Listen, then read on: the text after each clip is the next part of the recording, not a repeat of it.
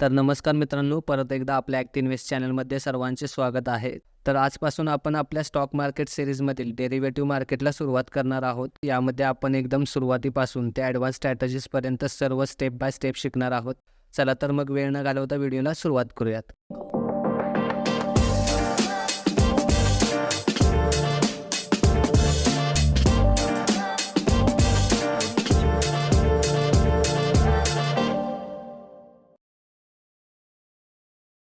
Derivatives म्हणजे ज्याला स्वतःची अशी कोणतीही व्हॅल्यू नसते, याची व्हॅल्यू दुसऱ्या गोष्टीतून डिराईव्ह केली जाते.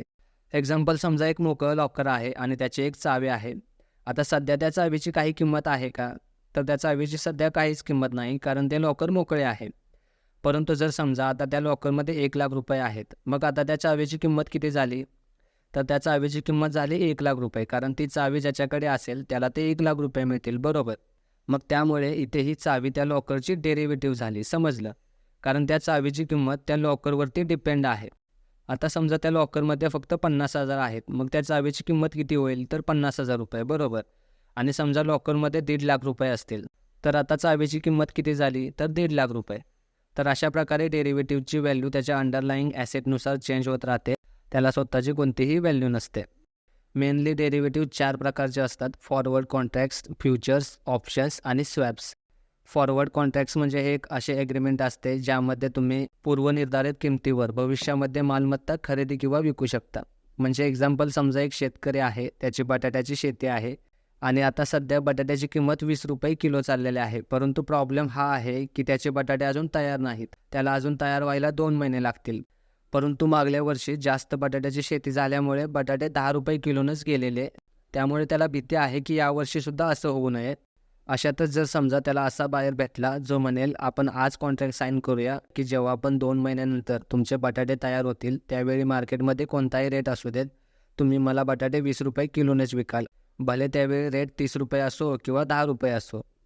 मग आता शेतकऱ्यासाठी हे चांगलं आहे की 2 महिन्यानंतर 10 रुपयाने बटाटे जाण्याऐवजी 20 रुपये किलोने जातील. त्याबरोबरच जो घेणारा आहे, त्याची समजा चिप्स बनवण्याची कंपनी आहे, त्यालासुद्धा मागल्या 2 वर्षापूर्वी जास्त पावसामुळे बटाटे खराब झाल्यामुळे 30-35 रुपये किलोने घ्यायला लागले होते. त्यामुळे त्यालासुद्धा हे कॉन्ट्रॅक्ट साईन करायचे आहे. त्यामुळे हे दोघांसाठी विन विन सिच्युएशन आहे. आता हे कॉन्ट्रॅक्ट साईन आज होतं आहे, परंतु माल 2 महिन्यानंतर मिळणार आहे. त्यामुळे याला फॉरवर्ड कॉन्ट्रॅक्ट बोललं जातं. या एक्झाम्पलवरून तुम्हाला नक्की फॉरवर्ड कॉन्ट्रॅक्ट समजला असेल.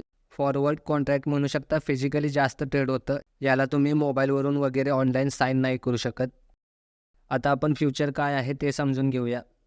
तर सिंपल आहे, ज्याप्रमाणे आपण आता फॉरवर्ड कॉन्ट्रॅक्टमध्ये बघितलं, एक शेतकरी आहे आणि एक कंपनी आहे, हे दोघं आपापसात लेनदेन करत आहेत.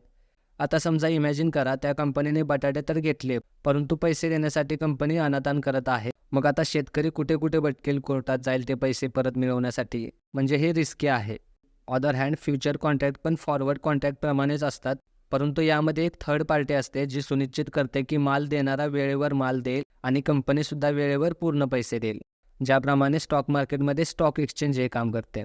जर तुम्ही फ्युचर कॉन्ट्रॅक्ट बाय केलं तर ते तुम्हाला मिळेल, ही पण स्टॉक एक्सचेंजची जबाबदारी असते, आणि विकणाऱ्याला पैसे मिळतील, ही सुद्धा स्टॉक एक्सचेंजची जबाबदारी असते. तर अशा प्रकारे एक फॉरवर्ड कॉन्ट्रॅक्ट फ्युचर कॉन्ट्रॅक्ट बनतं, ज्यामध्ये इंटरेस्ट सिक्युअर आहे. मला माहीत आहे तुम्हाला अजूनही क्लिअर झालेलं नसेल की हे स्टॉक मार्केटमध्ये प्रॅक्टिकली कसं काम करतं. तर चला आपण बघूया स्टॉक मार्केटमध्ये फ्युचर कसे काम करतात. आपण एक एक्झाम्पल बघूया ज्यामधून तुम्हाला फ्युचर म्हणजे काय ते क्लिअर होईल. समजा एक जमीन आहे जिची किंमत 1,00,000 रुपये आहे. आता त्या जमिनीची एक शर्त आहे की ती जमीन त्यालाच मिळेल ज्याच्याकडे हे टोकन असेल. आता या टोकनची स्वतःची किंमत बघितली तर तो फक्त एक प्लास्टिकचा तुकडा आहे ज्याची किंमत 1 रुपये पण नसेल, परंतु ज्याच्याकडे हे टोकन असेल त्याला ती 1,00,000ची जमीन फ्रीमध्ये मिळणार आहे. त्यामुळे या टोकनने आपली किंमत त्या जमिनीच्या किमतीतून डिराईव्ह केली, त्यामुळे याची किंमत पण 1,00,000 रुपये झाली. मग आता विचार करा, हे टोकन ज्याच्याकडे असेल त्याला 2 महिन्यानंतर जमीन मिळणार आहे. त्यामुळे हे टोकन झालं फ्युचर. कोणाचं? तर त्या जमिनीचं, कारण हे टोकन तुम्हाला फ्युचरमध्ये ती जमीन देणार आहे. आता ज्याच्याकडे हे टोकन आहे त्याला जमीन भेटेल, त्यामुळे तुम्हाला जर वाटलं तर तुम्ही हे टोकन दुसऱ्याला विकूही शकता, म्हणजे याला आपण ट्रेड करू शकतो. सेम असंच आता आपण त्या जमिनीला समजा MRFच्या शेअरने रिप्लेस करूया. मग आता हे टोकन आहे MRFचं फ्युचर, म्हणजे आता ज्याच्याकडे हे टोकन असेल त्याला 2 महिन्यानंतर MRFचा शेअर भेटेल, ज्याची किंमत आहे 1,00,000 रुपये. तर यालाच मित्रांनो फ्युचर बोललं जातं. आता स्टॉक मार्केटमध्ये 3 प्रकारचे टोकन असतात. This month token, next month token आणि फार मंथ टोकन. म्हणजे एक असं टोकन आहे ज्यामध्ये तुम्हाला या महिन्यानंतर शेअर मिळतील, एक असं टोकन आहे ज्यामध्ये तुम्हाला पुढील महिन्यानंतर शेअर मिळतील आणि एक असं टोकन आहे ज्यामध्ये तुम्हाला 3 महिन्यानंतर शेअर मिळतील. तर हे प्रत्येक कंपनीचे 3 प्रकारचे टोकन असतात आणि प्रत्येक महिन्याच्या शेवटच्या गुरुवारी याची एक्सपायरी असते. आता आपण बघूया हे फ्युचर लोक का विकत घेतात. आता समजा आज MRFच्या शेअरची किंमत 1,00,000 रुपये आहे आणि 2 महिन्यानंतर या शेअरची किंमत समजा 1,30,000 होणार आहे. मग त्यामुळे हे टोकन आज तुम्हाला 1,00,000 रुपयाला मिळतं आहे, ज्याची 2 महिन्यानंतर किंमत 1,30,000 होणार आहे. मग हे टोकन तुम्ही विकत घेणार नाही का? तर यामुळेच लोक हे टोकन बाय करतात.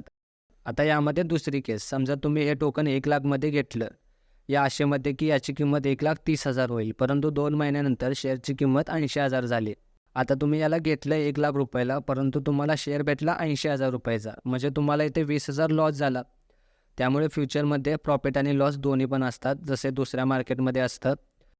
आता इथे एक महत्त्वाचा प्रश्न असा की मला माहीत आहे की MRFच्या शेअरची किंमत आता 1,00,000 आहे आणि त्याच्या फ्युचरची सुद्धा किंमत क्लोज टू 1,00,000 आहे आणि 2 महिन्यानंतर दोघांची पण किंमत 1,30,000 होणार आहे. मग मी का MRFचा फ्युचर बाय करू? मी त्यापेक्षा डायरेक्टली MRFचा शेअर बाय करू शकतो. तर याचं उत्तर असं आहे की ज्यावेळी तुम्ही फ्युचर बाय करता त्यावेळी तुम्हाला फ्युचर ट्रेडिंगमध्ये लिव्हरेज मिळतं. आपण याचं एक एक्झाम्पल बघूया. सपोज आपण TCSचा स्टॉक घेऊया. समजा TCSची सध्याची प्राईस राऊंड फिगर 4,000 आहे आणि माझ्या अकाउंटमध्ये सध्या फक्त 1,00,000 रुपयेच आहेत आणि मला TCSचे शेअर खरेदी करायचे आहेत. मग आता मला 1,00,000 रुपयामध्ये किती शेअर घ्यायला येतील? तर 1,00,000 डिवाइड 4,000 म्हणजे फक्त 25 शेअर्स TCSचे मला भेटतील, बरोबर. आता समजा 1 महिन्यानंतर TCSचा शेअर 100 रुपयाने वाढला, म्हणजे त्याची किंमत आता 4,100 रुपये झाली. आता जर मी TCSचे शेअर विकले तर मला प्रॉफिट किती होईल? तर 25 × 100 म्हणजे 2,500 रुपये मला प्रॉफिट झाला, बरोबर. आता तेच जर मी TCSचा शेअर घेण्याऐवजी TCSचा फ्युचर बाय केला तर काय होईल? आता ज्यावेळी तुम्ही कोणत्याही स्टॉकचा फ्युचर बाय करता त्यावेळी प्रत्येक स्टॉकची एक फिक्स लॉट साईज असते. इथे TCSची लॉट साईज 175 आहे. म्हणजे मला जर TCSचा फ्युचर बाय करायचा असेल तर मला 175 लॉट साईज मल्टिप्लाय स्टॉकची फ्युचर प्राईस. समजा इथे फ्युचरची सेमच प्राईस आहे 4,000, म्हणजे मला 7,00,000 रुपये लागतील TCSचा फ्युचर बाय करण्यासाठी. परंतु माझ्याकडे फक्त 1,00,000 रुपयेच आहेत. त्यामुळे इथे आपल्याला फ्युचर ट्रेडिंगमध्ये लिव्हरेज मिळतं. इथे TCSमध्ये आपल्याला कॉन्ट्रॅक्ट व्हॅल्यूच्या 14% मार्जिन मिळतं. आता हे मार्जिन प्रत्येक स्टॉकमध्ये वेगळं वेगळं असू शकतं, लक्षात असू द्या. आता इथे टोटल कॉन्ट्रॅक्ट व्हॅल्यू आहे 7,00,000 रुपये आणि त्याची 14% म्हणजे 98,000 रुपये आपल्याला मार्जिन भेटलं. म्हणजे इथे आपण फक्त 98,000 मध्ये TCSचा फ्युचरचा एक लॉट बाय करू शकतो, ज्यासाठी आपल्याला 7,00,000 रुपये लागणार होते. तर हा फ्युचर ट्रेडिंगचा फायदा आहे.